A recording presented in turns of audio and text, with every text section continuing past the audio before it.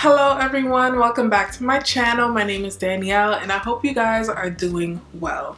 As you can tell by the background, and I also have a cup of tea with me, today's video is going to be a girl chat video and I'm going to be talking about being the toxic friend and how to change that. So of course I always have a drink with me. Today I'm drinking some chamomile tea and it's actually purple if you can tell. I think it has, is it hibiscus in it? I'm not exactly sure, but I got this clear mug and this tea from Tea Box by Just Chanel. This tea is amazing. She has many different mugs, many different kinds of teas. She has a meal plan out right now and I just love it. I love tea, so I couldn't help but get this beautiful mug, but the link will be down in the description box below if you want to check it out. So I don't want to make this introduction too long. Let's get into this video. Okay, so if you haven't seen my previous girl chat video, which was all about friendship, like maintaining a healthy friendship, I had my best friend come on this episode with me and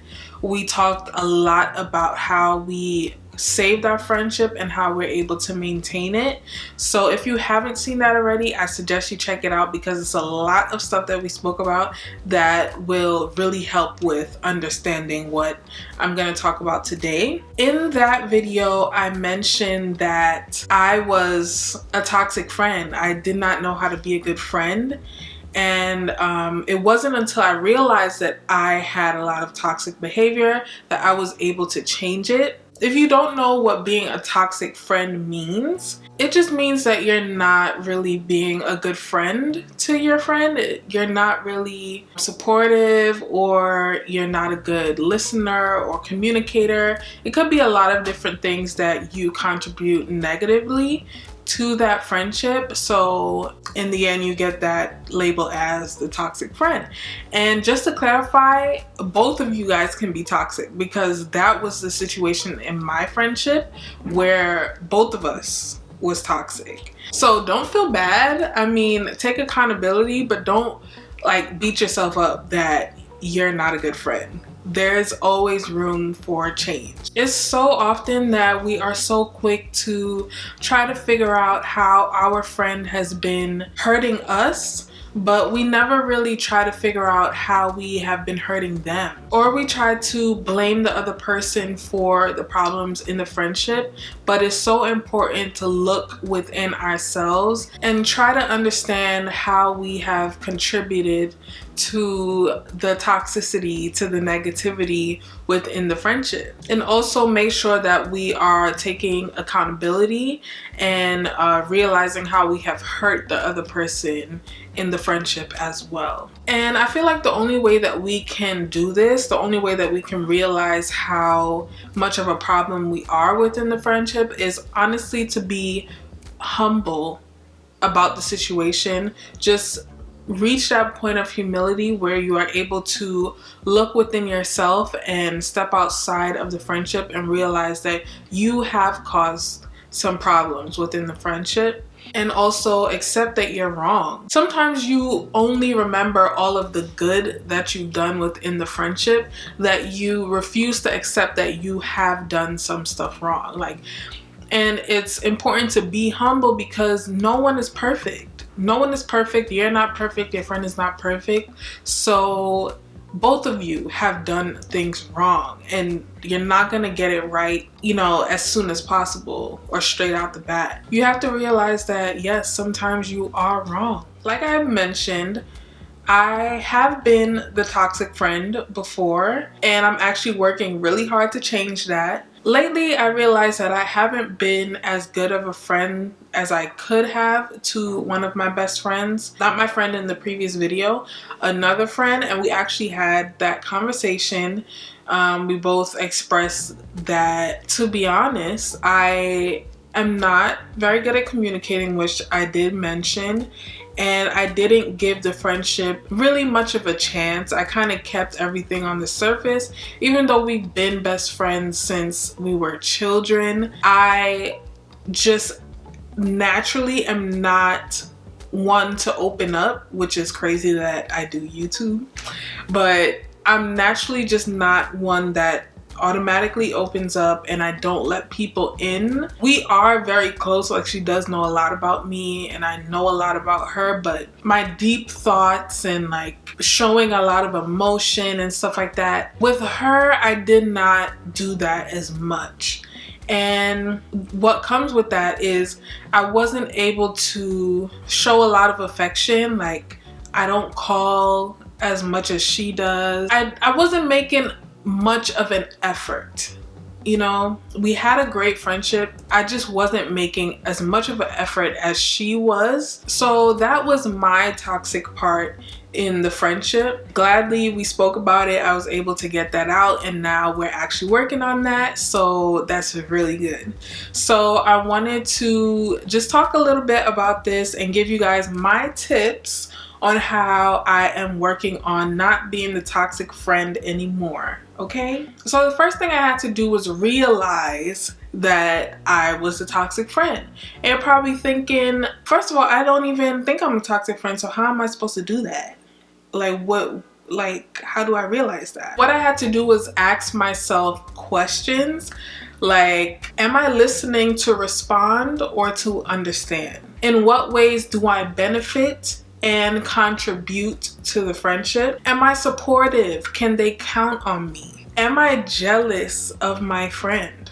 Are there any underlying or unresolved issues that need to be addressed within the friendship? Once you ask yourself these questions, you're gonna realize that you do have to be humble. You do have to find that humility and be able to accept the fact that you're probably not the best friend that you thought you were. And once you have the answers to these questions, I suggest you write them down so you can see, you know, what you need to work on. So as far as listening to understand, what I did was the next conversation or disagreement or argument that we had, I tried to take notice of my actions and my behavior. I tried to be honest and see if my anger or me being upset was getting in the way of me really listening to my friend. Whenever you're feeling like these type of emotions like anger, it really gets in the way of being rational. So when the other person is talking, you're not really talking to understand where they're coming from. You're listening to understand how you're going to respond to them so they understand where you're coming from. And yes, you do want them to understand where you're coming from, but it's very important that you understand them as well. Otherwise, there's no effective communication that's going to be happening. So I really would pay attention to my behavior. Try to really listen to them. And honestly, if you do this, you're going to realize once you're listening to them, you're going to see that you probably don't understand what they're saying. And you're probably going to have to ask them to explain it a little bit better. And you're going to realize, wait, I really wasn't listening to understand them. That has happened to me before, where me and Patrice will be in a disagreement and she's talking and I'm just like, wait a minute, I don't get what you're saying. And sometimes I will get what she's saying and she'll be right. And I'll just be like, you know what, you're right.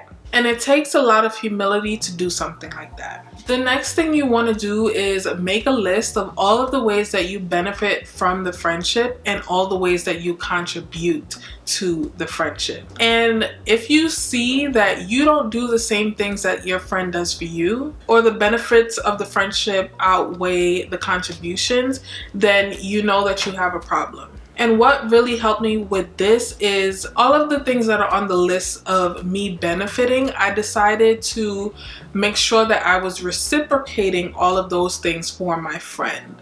So whatever she did for me, I had to make sure that in some way I was doing for her. So if she was very motivational and inspirational to me, I had to make sure that I had some way to pour into that area in her life for her. If she called me more than I call her, I make it my business to give her a call. If I think about her, I have to call her. You know, it's like being conscious of your actions and your behavior so that you know where you went wrong and you know what you have to work on. Also, this might be kind of strange, but if you watched my previous video and you heard about the check-ins, this will be a perfect time to do this. Go over the list with your friend and see where she thinks that you might not have been doing the things that you thought you were doing. My thing is, you don't get the chance to tell someone that you haven't hurt them if they have expressed that you hurt them. You can explain to them how you think you've done that and see where that conversation goes.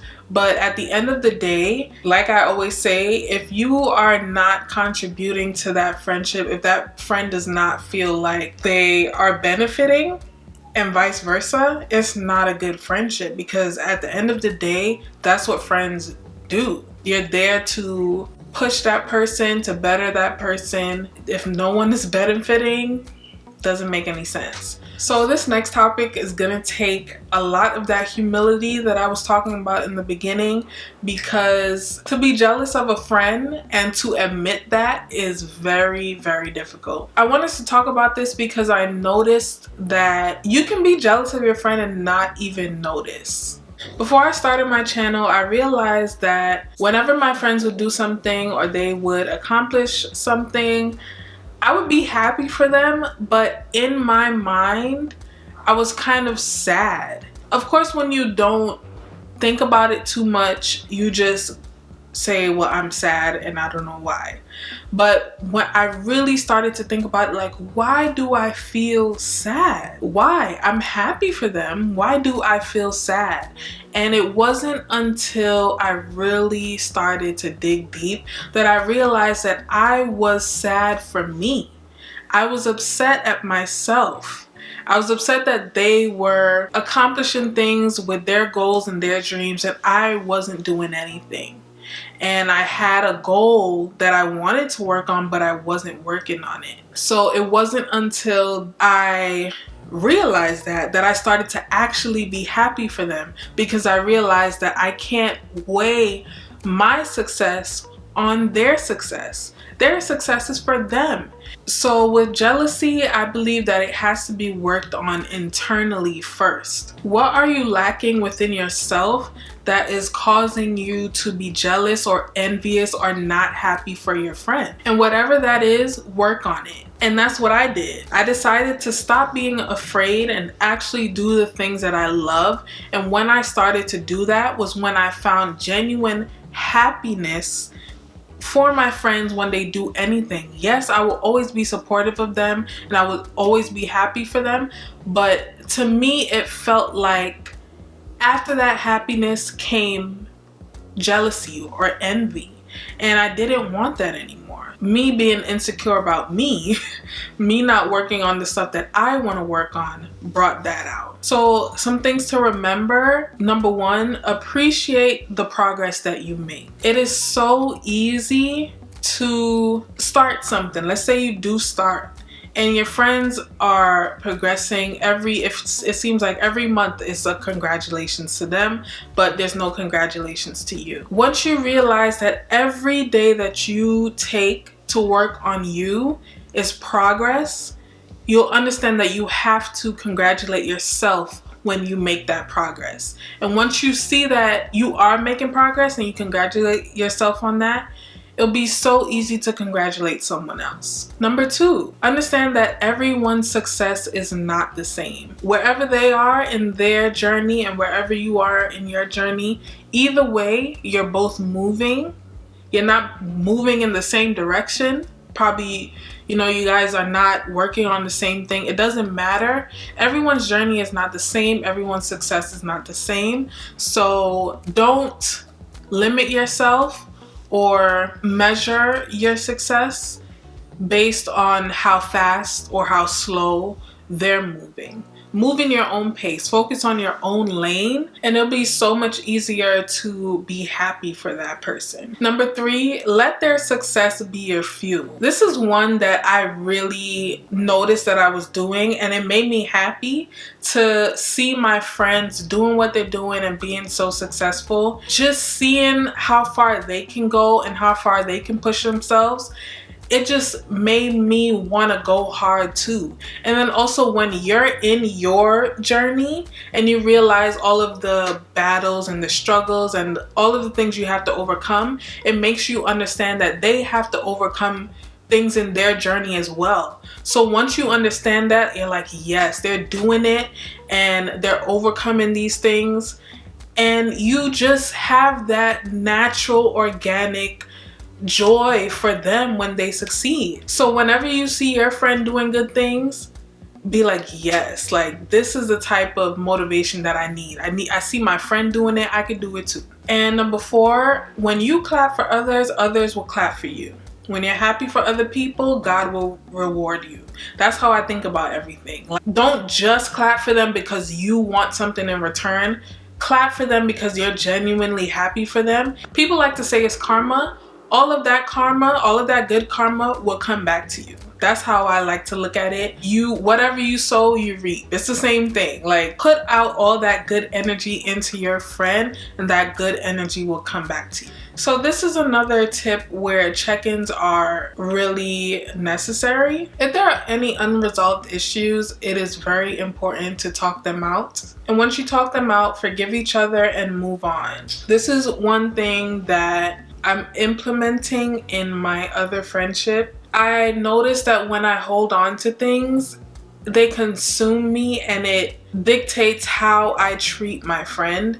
And to me, that's not healthy. If I really love them and I really want to be friends with them, I don't want to allow something that happened in the friendship to alter that. I'm making it my business in this friendship, because I already do this with Patrice, but in this friendship, if there's something going on that I don't like or I had an issue with, I want to bring it to them so that I'm not harboring it, because I did that and it wasn't good. I found myself upset with them but not telling them why. And that's not fair to give them that type of negative energy, which they probably don't even know why I'm doing that. So they don't deserve that.